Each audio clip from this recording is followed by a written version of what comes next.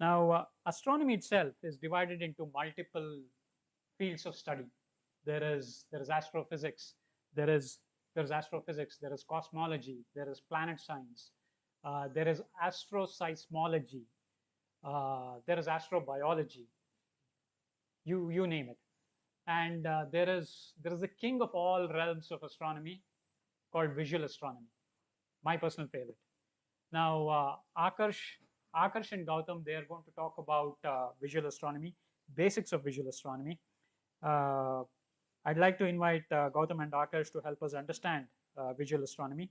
And let me tell you here, it's hard to find a better bunch than these two guys to talk about visual astronomy, given uh, their knowledge of the field.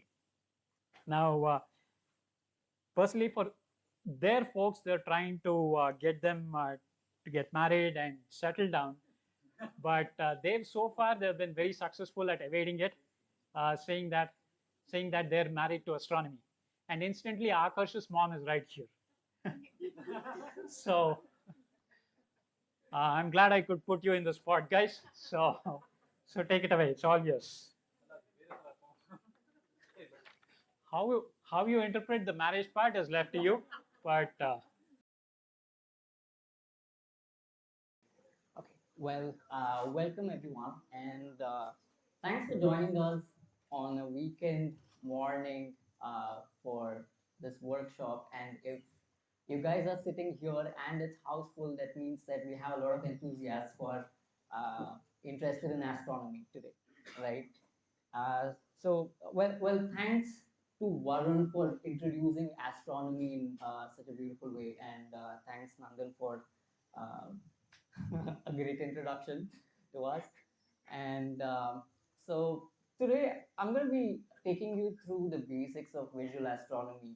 And like Nandan mentioned, this is one of our favorites, one of the favorites among the amateur astronomers. And there is a reason why it's our favorite, right? So, what is visual astronomy? As the name suggests itself, visual astronomy is nothing but looking at the objects in the sky with our eyes, and as opposed to looking at the objects on a computer screen or in photographs. This is a much more personal experience that we hold, and I want to stress on the fact that um, everything that we see in the sky outside of the earth is in past, right? Including our very own sun, right? So anything that we see in the telescope, with the telescope or without, we are looking way in the past, right? So here we see a beautiful image of a young kid enjoying probably the view of the moon, uh, just during sunset. So let's see the history of visual astronomy. Initially, in the olden days, visual astronomy was primarily the only way to discover objects and for studying the universe and what we had outside, whatever looked like dots and patches of light in the sky. The only way to study them was through visual observation. And so, in this image on the left, uh, we see one of the great astronomers, William Herschel, and his sister Caroline Herschel. Right, so he's with his um, telescope trying to observe and make notes of it. And what you see on the right side is actually the sketches that he made and made notes of what he saw through his telescope. Right, so today, visual astronomy is not primarily used for studying the universe itself, since we have more advanced technologies and more advanced ways of studying the universe and capturing them with cameras and everything. So today it's mostly done for fun. We do it for hobby, and there's a lot of us enthusiasts who just enjoy, the view of these beautiful objects that we see in the sky, right? And so we all know who Galileo is, or at some point in our lives, we would have heard who Galileo is, right? So, uh, and Galileo is considered to be the first person who pointed the telescope at the sky, and he was also the person who discovered the four moons of Jupiter, right? And he used to make sketches and logs of these discoveries that he would make, or the observations that he would make. He would note the sketches. He would make sketches of the moons, the craters, and all of that he saw. Yeah. And then moving on to Charles Messier. So Charles Messier is one of the most common heard names in astronomy. And if you go to talk to any of the astronomers or amateur astronomers, Messier is something that you come across a lot, right? So who was he, right? Charles Messier was another one of the really important people from history who was essentially a comet hunter. He was just looking for comets in the sky, right? And he saw a lot of fuzzy objects that were in the sky, and he used to use his telescope to see and observe what they were and make notes out of it, right? And he observed that a lot of these objects were not moving, right? And they were just fixed and in one part of the sky and did not move over time as he studied. And he made a note of these um, fuzzy objects or nebulous objects and created a catalog, which we now call it the Messier catalog, that has about 110 Messier objects, which contains different types of objects, including galaxies, nebulae, and star clusters. And we'll see more about it later, right? Yeah, so moving on to the Herschels, they are another very passionate set of people, actually a family of four. And who we see here is Caroline Herschel. Caroline Herschel, this is William Herschel, and this is John Herschel, right? And so the family were this family was very passionate about astronomy, like a lot of us here, and they made notes, they made observations, and they discovered thousands of objects, including Uranus.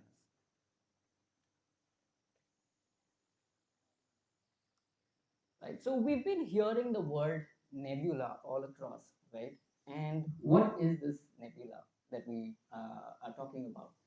So originally, so when we spoke about all of these historians and the great figures from the past, anything that they saw that was fuzzy was called as a nebula, be it a star cluster, a galaxy, or any other object that was just fuzzy. It was called as a nebula, right? And so now in the present day, we have a more clear idea of what these nebulae are, with more observations and study, right? And what we see here are some of the examples of the objects that we see in the sky, right? So we now know that some of these are just gas, some of these have stars in them that we can see and distinguish, but in the days back, in the olden days, they were all just considered as nebulae. So this is an example of all the cool things that we get to see as visual observers. So we see a few objects from our own solar system and few beyond, right? So We know that when we look up at the sky, even from Bangalore skies, we see a lot of bright lights. And in the night sky, we see a lot of bright stars, and some of them tend to move, some of them are just staying there, but we don't know what they are, right? So, what we see here, can anyone tell what this first image is? Okay, anyone else? This first image that we see is an object that we often tend to get confused with an with something related to astronomy, but this is actually the headlights of an airplane that's passing by, right? And the second bright thing, or the star that we see in the night sky, is a shooting star. This is more common among us, or we might have heard a lot about it, if not seen, right? So these are essentially just ice crystals, and that just vaporize when they enter the atmosphere, and they create a fireball, or just light up when they due to the friction, and we see a show which looks like a shooting star. So the next kind is, it looks like a star, but when you observe it, it might be moving across the sky, right? But a star can't move across the sky in a fast pace, right? So what are these objects? So one of the examples shown here, can anyone tell what this image is? Right, that's right. So another object that we can see is the man-made satellites that revolve around, right? So these light up, reflecting the sun, and these look like stars in the sky, but they'll be moving. And we also see another kind, just like stars in the sky. And can anyone tell what this could be?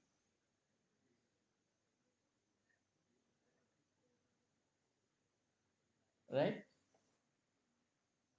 So this is, yeah. So what we see here is actually a planet. So we can see a lot of planets with naked eyes, including Jupiter, Saturn, and the brightest of all, the Venus, right? So this is probably Venus, what we see here on the image here. And the easiest way to distinguish if it's a star or a planet from a city sky is to see if it's twinkling, and if it's not, it's a planet. So let's talk about the cool things that we see right around us in our own solar system, right? So we saw a lot of cool images. We've seen a lot of cool Hubble images of the objects from deep space, and planets and everything. We have some cool phenomena and events that occur in our own solar system that we get to observe, right? So the first here we see are the craters and valleys of the moon. We can see the rings of the Saturn, and quite honestly, that is one of the most beautiful views that you can ever look at. And we can also see the dust bands and the dark spots and the storms on Jupiter, right? And we can also see the polar ice caps of Mars. And did so we see Venus phase here. Can anyone tell me what this means?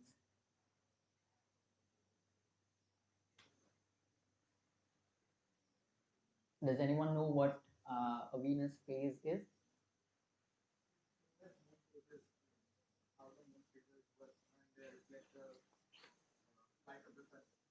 Right, that's right. That's absolutely right. So all of the inner planets, right, all the planets and the satellite between the Earth and the Sun, they undergo phases just like our moon. And this is one such example that we see here, right? And another cool thing, which you all would, be observing today as well, is our own sun, right? So we see, very cool features in our own sun, including the corona, prominences, and sunspots.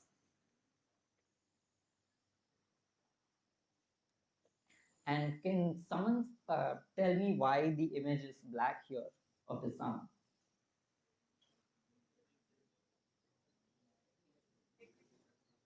Right, that's right. This is a total solar eclipse. And do you think these all of these features are visible during all the solar eclipses?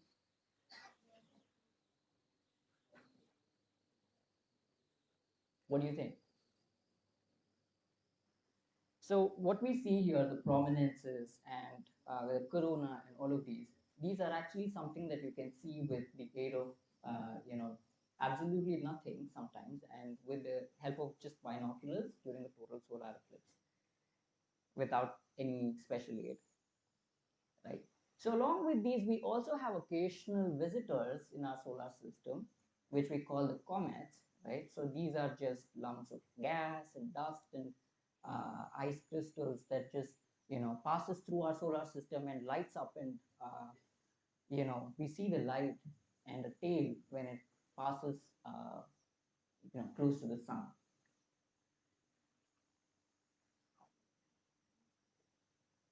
So moving on, let's go deeper into the sky and see what we have, right? So we see a lot of these stars, in the sky, the constellations, and some of these are, star clusters, right? So when we go deeper with the help of a telescope, we have the star clusters, and so we have two different types of star clusters. I'm not going to bore you with the details again, since Varun already explained.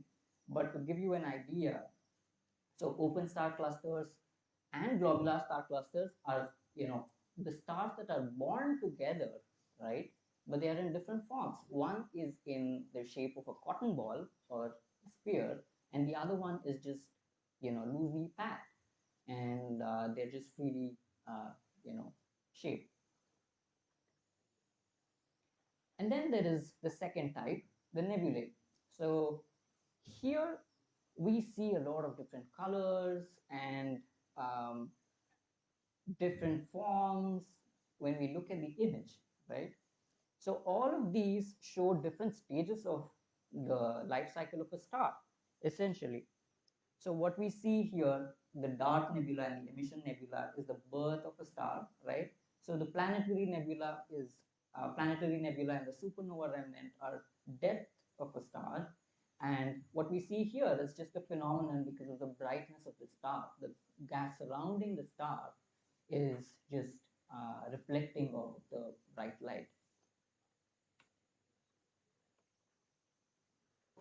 And then there is a third type, which has various different classes within it, and these are the galaxies. And these are classified primarily based on its size and shape.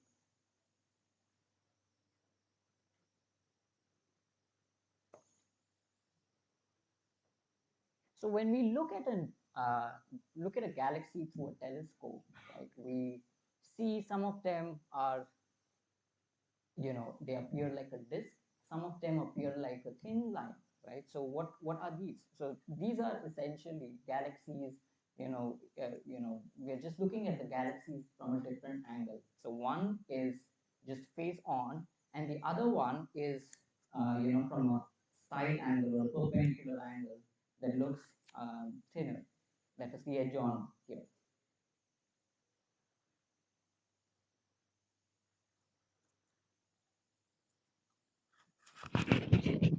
So we saw a lot of these images, and we saw all of these objects, different objects, to observe.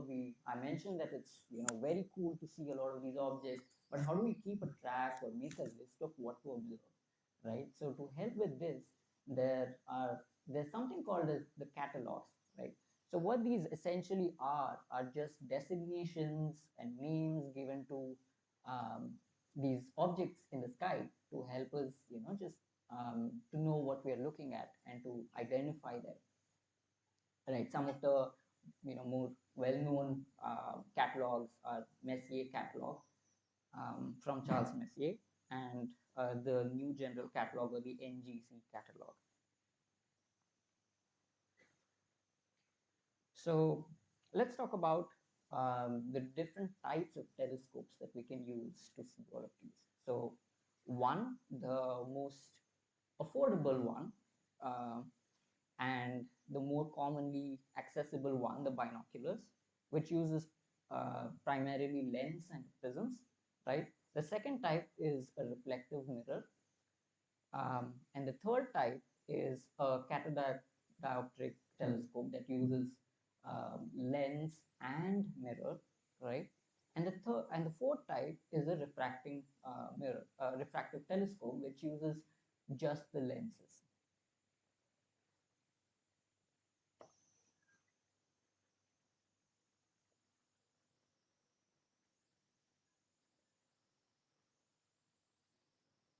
Right. Um, so I would like Akarsh to talk about this slide and the next because uh, Yeah. he's the perfect one to do this. I think my mic is off, so I don't know how to turn it back on. So I'll just borrow your mic. Okay. So um, so when we think of telescopes, normally we think of them as things that magnify the image of Saturn or Jupiter and so on. And present by magnify we mean zoom in, like make it bigger and show you a big image of the planet. Uh, but the real purpose of a telescope, especially when it comes to deep sky objects, those extended objects in nebulae that we've been talking about, is not its magnification. In fact, when you buy a telescope, you are not thinking about magnification because the magnification of a telescope can be changed by changing what's called the eyepiece. That's the part. That's the part that you put in the front of the telescope. Okay, right here where you observe. So instead, the important contribution of a telescope is actually to gather the light, the faint light from the distant object, and gather as much light as possible, much more than what our eyes can gather, and concentrate it and focus it down such that it intensifies the image, right? So you can think of so the primary light gathering element of a telescope, like it's, if you're thinking of a reflecting type telescope, that would be its big mirror that is the that sees the light. The the size of that is what we call the aperture. That is a measure of the light gathering ability of the telescope. Okay, just like a big bucket gathers more rain drops and fills up more water, and a small bucket gathers less, a big telescope is going to gather a lot more light than a small telescope.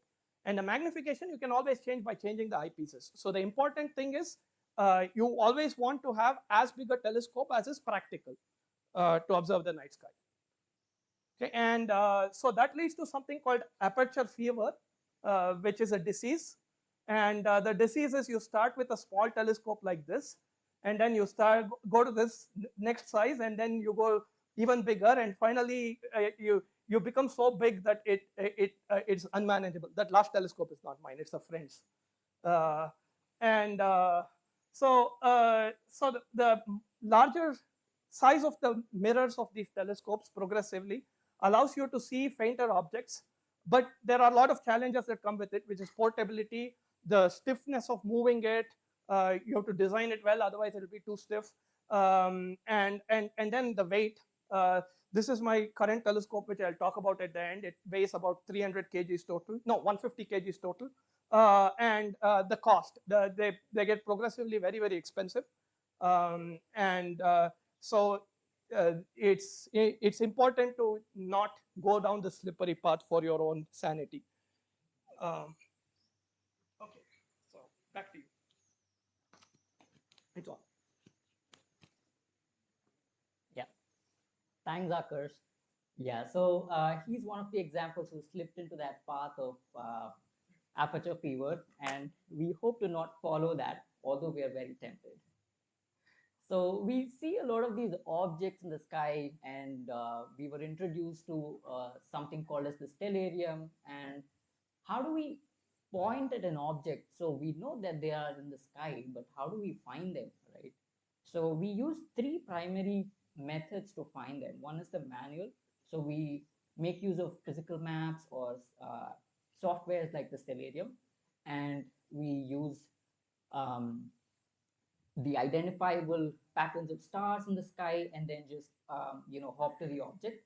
And the second type is a device that uses a database and connects to the internet and tries to solve what's the pattern that we see in the sky using a camera, and then nudges us to push our telescope to find the object. And the third type, the go-to, is a kind where it does it all for you. So you punch in the name of the object or the designation, and then well, that's it. It just finds it for you. You don't have to do much work at all.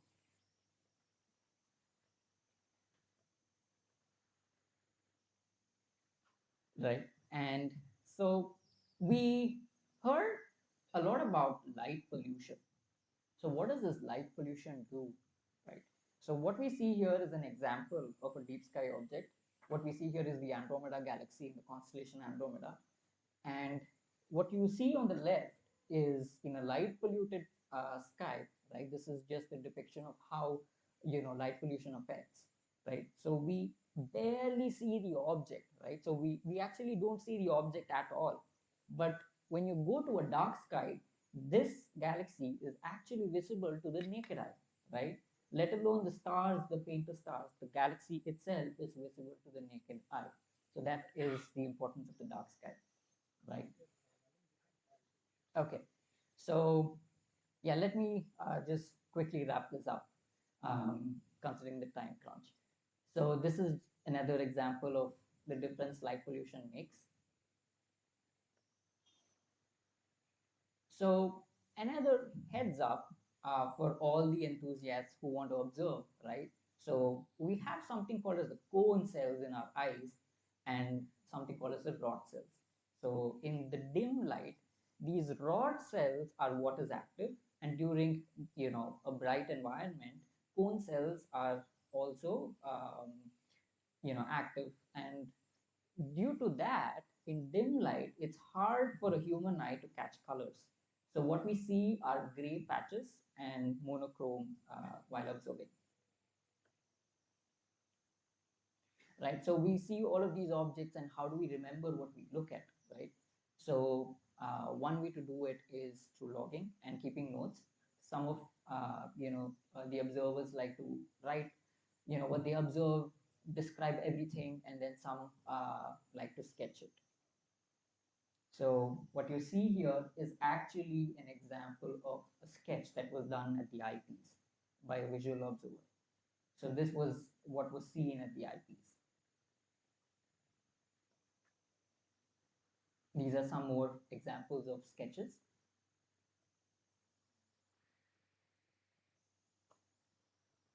And just to show what sketching process looks like, so this is Akarsh trying to sketch from the eyepiece.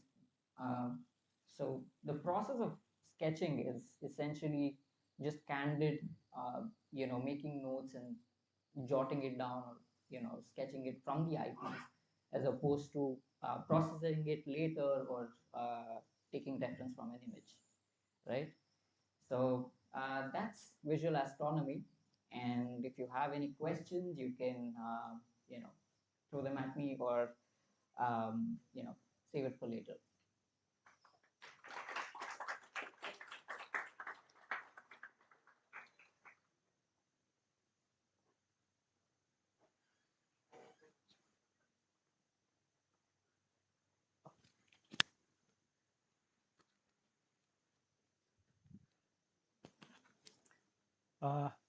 Thank you, Akarsh. Thank you, Gautham.